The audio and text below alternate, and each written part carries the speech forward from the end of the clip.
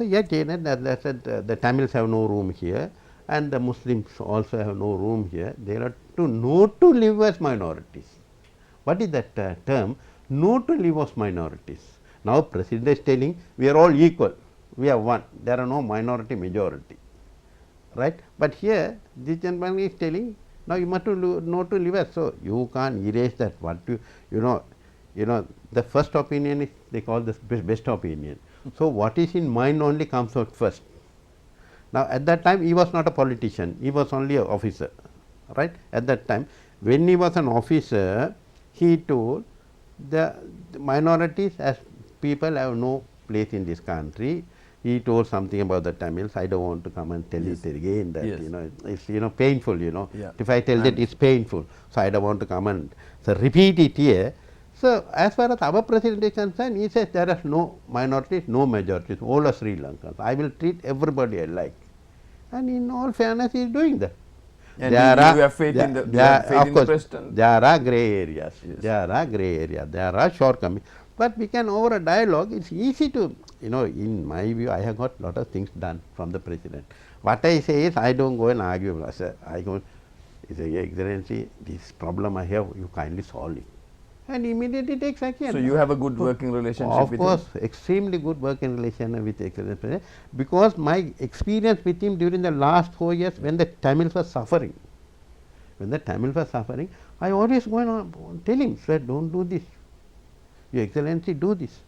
Release these people. I always go. I have been fighting for release of the people, and the Tamil people knows when the other people didn't have access to him, or he was not having a cordial relationship with, or that they were not.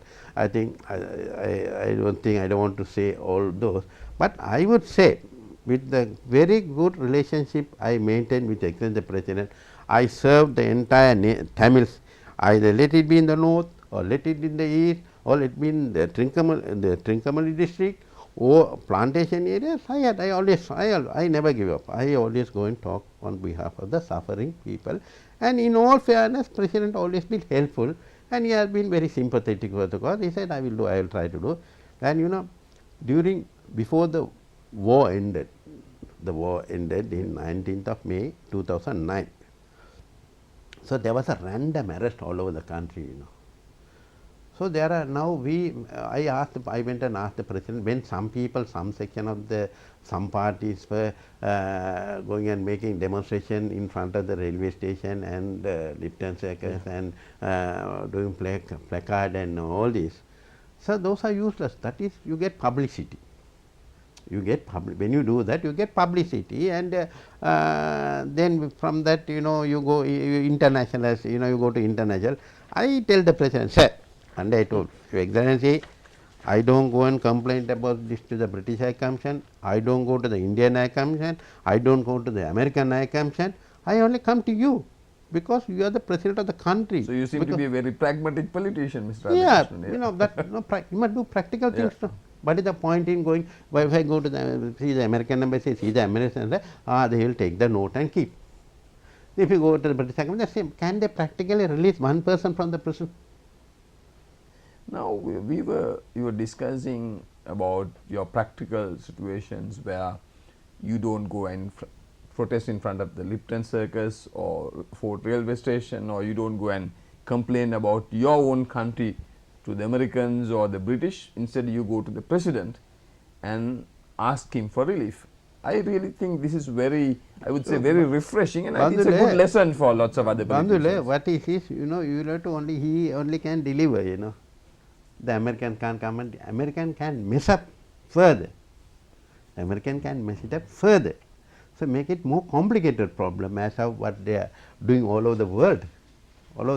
So you really should advise your colleagues, other politicians, to go and speak to the president. I know the Tamil people, except now even yesterday I had many calls from Jaffna, Vamnia, Chavakacheri, Batigilo, all regarding the release of the people, because because I started requesting the president to release. Now the war is over, Now the country almost has achieved normalcy. So what is the point in keeping these people behind bars?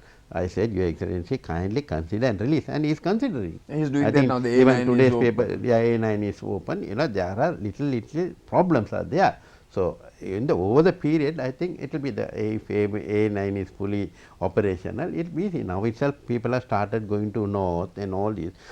There are problems. I don't say they absolutely everything has You become cannot normal. settle it overnight. Yeah, you can't. In the process, even I think I told I met the senior presidential advisor Honorable Basil Rajapaksa, and yesterday I met him yesterday. I told him, please do all this plan. Please, for the sake of the Tamils, release it. Then he is considering. He said, no, we are making lot of improvements.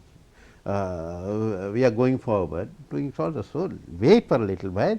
We will solve all the problems to the satisfaction of the people. That you must mark it to the satisfaction of the people. So I think the people, the Tamil people, must have full confidence in the president, because he is definitely going to win. You put all equations. Now I think I can talk about that. Yeah, okay. Now, if you take the 8 provincial council results, which are concluded over a period, President's party got 5.1 odd million votes. The opposition got only 2.6 million votes. There's a huge gap. There's a gap of 2.5 million. It's a huge gap. So the people have reposed confidence on the president and his party and his administration. So definitely president's going. So what we do is, we knowing that he is going to win, there's no point trying to go against him or all this. But so what we have problems to solve. Yeah. So let us throw a weight behind him. But Minister, now though you say that you appeal to the Sri Lankan Tamils to support the president, there is one party which is supportive of the opposition candidate. I don't think that party has decided to. I think they have. No, what I am saying is people based in a party based in Colombo based Tamil. That is they go for this. They are supporting. But he himself knows that they are not going to win. Yeah. So he wants. But there are various reasons. I don't want to tell all those things. He said that he had been doing more politics on publicity based thing. So I am doing politics on practical theories, not on publicity theories, practical theories, because I want a solution to the problem. If even one man is suffering, if I can help him, that particular person, I will be a very happy man. Because as a politician, I feel I have to be a bridge between the government and the public. Our prime job is to facilitate every citizen. Are you free to do this, Minister, because you are from the national list, you don't have a constituency? That gives you a much more freedom and opening. Not only that, as a politician I wish to do it. You seem to be looking not only on upcountry, you seem to be reaching out to everybody, everywhere. because I have been doing that politics. I have been working for all the people. Even Sinhalese people come to me, even Muslims come to me, because as a public man, as a member of parliament, I am not only a member of parliament only for the Tamils. So anybody can. Even if you have a problem with the government, you come and tell me, I will try to solve the problem. So you consider yourself a bridge builder? Yes. That I always believe in that. I firmly believe in that, and I am happy to work for everybody. Anybody can come to me. No, I would add to the saying that you come, I mean, this is the first time I met you and you come across, you are a Sri Lankan Tamil politician, very refreshing. I think people like you should reach out to the people more and go to the people more. We are going, we are meeting people. Anybody come and meet me anytime. I don't have 20, 30 security men around me. I walk alone, I drive alone. I don't like security people with me. So it's my personal thing,